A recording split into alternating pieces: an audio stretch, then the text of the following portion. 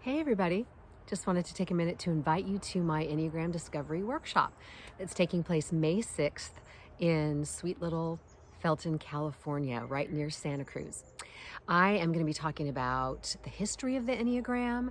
I'm going to be talking about the three centers of intelligence and how they relate to the Wizard of Oz. I'm going to be talking about each of the 9 types, of course. And after each one of those types, we're going to be having a little interactive exercise with everybody else in the workshop so that you can get a better feel and a sense of what each of those types is like.